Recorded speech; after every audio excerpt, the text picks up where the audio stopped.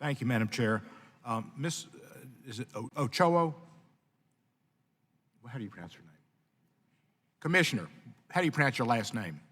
It is Ochoa. Thank you. Ochoa, I had it right, thank you. You were talking about Section 37 and 37.19? Correct. And that seems to me to be pretty clearly obvious that the exemption that's put in here to say that public officials could engage in a lease is if they are for the general benefit of a corporation or other entity, that and the corporation or other entity is publicly held.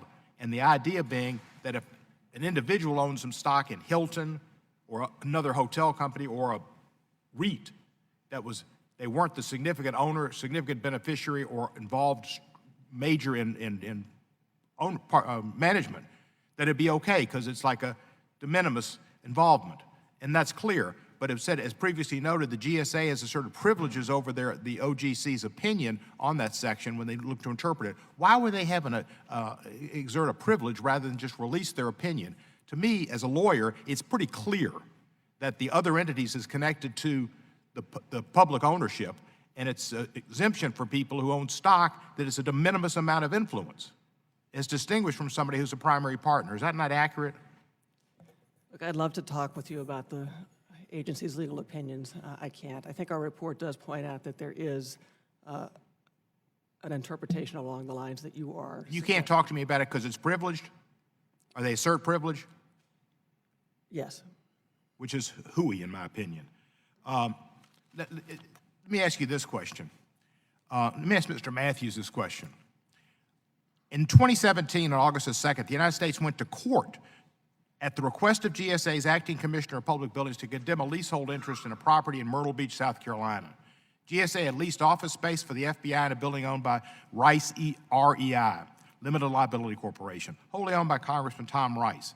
Tom Rice is a friend. I like Tom a lot, and I'm not questioning him whatsoever. He entered into this lease way before he was elected to Congress.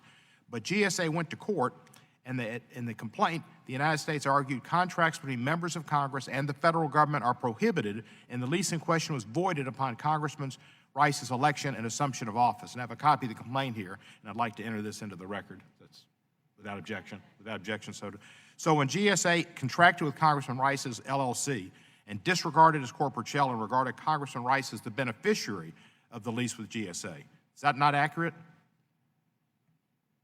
Yes, that is accurate. Well, when it comes to President Trump, why did you not try to go beyond the corporate shell and try to see if President Trump was affected?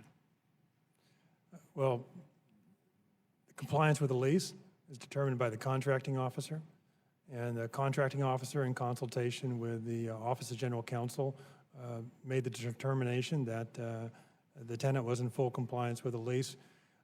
The situations are not comparable. There is a statutory I understand all of that, but yes. Basically, you're looking for some reason to treat Mr. Rice different than President Trump, and there really isn't a reason, in my opinion.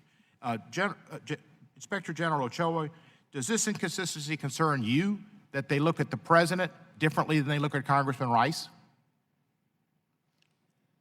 We've been discussing that issue of dropping Section 3719 from the contracts in light of the fact that up until recently, GSA thought that was a best practice, and in light of the fact that during the course of the review, we were told that they specifically inserted the additional language about state and local officials and the president and vice president to prevent interference with contracts. Is it not good policy to say that public elected officials can't benefit from a government lease? That's good public policy. Why should we be concerned about that? We're concerned about it because we've got a new person involved. Is President Trump's corporate shell the only shell that GSA has refused to look through in order to determine the beneficial interest in a lease with GSA? Mr. Matthews, is his corporate shell the only one? again, with respect to whether or not the tenant is in compliance with the lease. I'm asking you, have you gone beyond any, is this the only corporate shell you've tried not to go into? I wouldn't know the answer to that question. Well, you should. Are you aware of any other leaseholds, leases that you have with Donald J. Trump may be the beneficiary? I'd have to get back to you, not that I know of. Is the Monaco Hotel lease the same basically as Trump's, that is a percentage of the gross or a minimum? I'd have to review it specifically, but I believe it's an identical lease. Have you audited the Monaco Hotel to see if they pay more? I believe we receive the same types. Do you know if of Monaco financial Hotel pays documents. over the minimum and pays based on the gross proceeds? Can you answer my last question? I'd be happy to get back to you with that information. You'd be happy to get back with me. You need some work. I yield back the Thank you. balance The of my time. gentleman's time has expired.